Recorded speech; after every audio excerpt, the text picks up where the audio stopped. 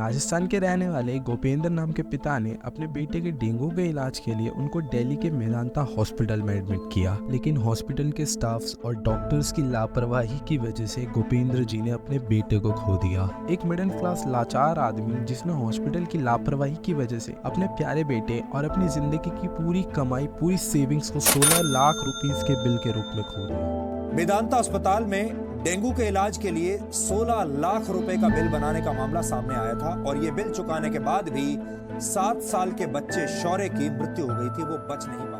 जिन लोगों को हमने भगवान का दर्जा दिया, उन्हीं लोगों ने हमारी सिचुएशन का फायदा उठाकर, हमारी मजबूरी का फायदा उठाकर अनवांटेडली हमसे हमारी फ्यूचर की सारी उम्मीदें एक महंगे मेडिकल बिल के रूप में निकाल ली। टाइम्स ऑफ इंडिया की इस रिपोर्ट के हिसाब से लखनऊ के एक प्राइवेट हॉस्पिटल में 2 दिन के आईसीयू के चार्जेस 1.7 लाख रुपीस है। अब एक 20, 30 या फिर 40 हजार रुपए कमाने वाला आदमी आखिर इतने सारे पैसे एकदम से कैसे अफोर्ड कर सकता है? और बीमारी कभी टाइम, पैसे और हालात देखकर नहीं आती, और इसी चीज का फायदा ये प्राइवेट हॉस्पिटल वाले बहुत ही अच्छे से उठाते हैं। प्राइवेट अस्पताल, प्राइवेट अस्पतालों,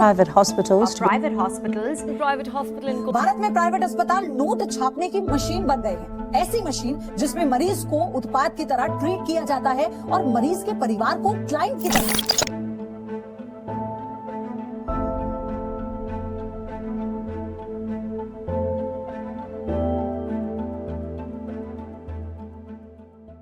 जब एक आदमी को उसके पेट दर्द के लिए हॉस्पिटल में एडमिट कराया गया तो सिर्फ एक दिन का बिल इन प्राइवेट हॉस्पिटल वालों ने 5 लाख रुपए का बना दिया, और उसके अलावा भी इन प्राइवेट हॉस्पिटल वालों ने उन पेशेंट के फैमिली मेंबर से 3 लाख रुपए अलग से मांगे ताकि वो उस इंसान का ट्रीटमेंट आगे कंटिन्यू कर सके। तो इस चीज को सुनकर पेशेंट के फैमिली मेंबर ने सोचा कि चलो इनको किसी गवर्नमेंट हॉस्पिटल में लेकर चलते हैं, और वहाँ पर ले जाने के बाद पता चलता है कि वो इंसान तो ऑलरेडी 3 दिन पहले ही मर चुका था। लिटरली जो इंसान पहले ही मर चुका था उसके ट्रीटमेंट के नाम पर इन हॉस्पिटल वालों ने 8 लाख रुपए वसूले उनके फैमिली से। पैसे तो वसूले, लेकिन एक बार भी ये नहीं सोचा कि आखिर उस पेशेंट के फैमिली मेंबर्स के दिल में आखिर क्या बीत रही होगी। और ये सिर्फ एक लौता केस नहीं है प्राइवेट हॉस्पिटल स्कैम्स का, ऐसे आपको कई सारे केसेस मिल जाएंगे। जैसे कि इंडिया टुडे की इस रिपोर्ट के हिसाब से प्राइवेट हॉस्पिटल वाले 11 महीने के एक बच्चे की ट्रीटमेंट कंटिन्यू करे ही जा रहे थे, इवन कि उस बच्चे की ऑलरेडी डेथ हो चुकी थी। और टाइम्स ऑफ इंडिया की इस रिपोर्ट के हिसाब से एक पेशेंट की डेथ होने के बावजूद भी उनकी डेथ बॉडी को रिलीज करने से पहले प्राइवेट हॉस्पिटल वालों ने उनकी फैमिली मेंबर से 6.84 लाख रुपीस का अमाउंट मांगा। और ना जाने आपको ऐसे कितने ही रिपोर्ट्स मिल जाएंगे अगर आप सिर्फ एक गूगल करो तो।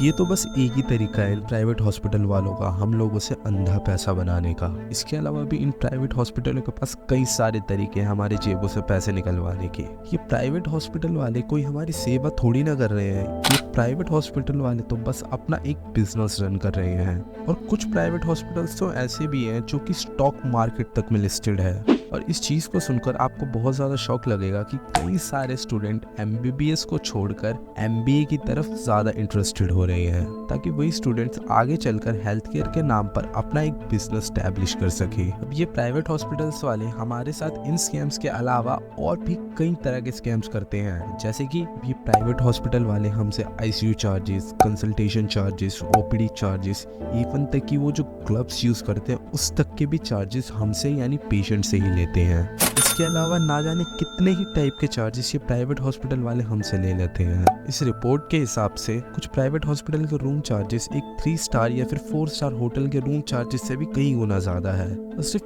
इस चीज की वजह से प्राइवेट हॉस्पिटल्स का टर्नओवर 3 साल के अंदर 12.2 करोड़ के आसपास का हुआ है, जिसमें से कि अकेले फोर्टिस हॉस्पिटल का टर्नओवर 4.834 करोड़ रुपीस है। आप लोग खुद ही बताओ, ये प्राइवेट हॉस्पिटल वाले बिजनेस नहीं कर रहे तो आखिर क्या कर रहे हैं?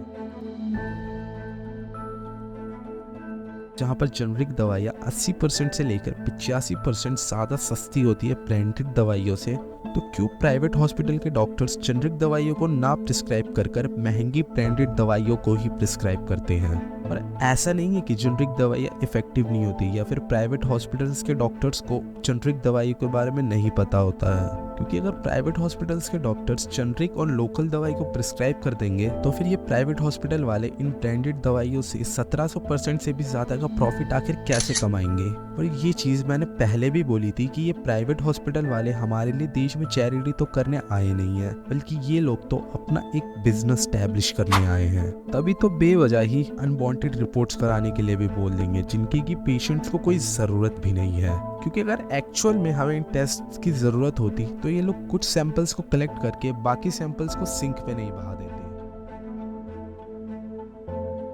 अब अगर इतने सारे स्कैम्स होंगे तो लोग कंप्लेन भी करेंगे। अब इस रिपोर्ट के हिसाब से 2016-17 में टोटल इन फ्रॉड्स के 129 कंप्लेन्स आए थे, जो कि ये 2018-19 में बढ़कर 241 कंप्लेन्स हो गए। लेकिन फिर भी इन प्राइवेट हॉस्पिटल स्कैम्स के ऊपर आखिर गवर्नमेंट एक्शन क्यों नहीं लेती?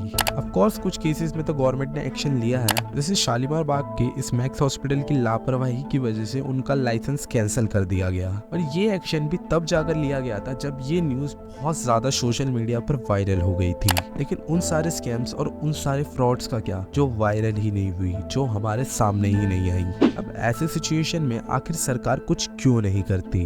तो देखो, हम अब सारी चीजें गवर्नमेंट के ऊपर भी नहीं छोड़ सकते, हमें अपने लेवल पर भी सोचना और अवेयर होना पड़ेगा। क्योंकि जिस देश में जय जवान जय किसान नाम का नारा लगता हो और फिर बाद में उन्हीं किसानों के साथ ऐसा ट्रीट करा जाता हो जैसे कि मानो वो लोग किसान नहीं बल्कि एक टेररिस्ट हो, तो कैसे मान लो कि सरकार हमारे इस दर्द को समझेगी और हमारे हेल्थ केयर सेक्टर पर ध्यान देगी?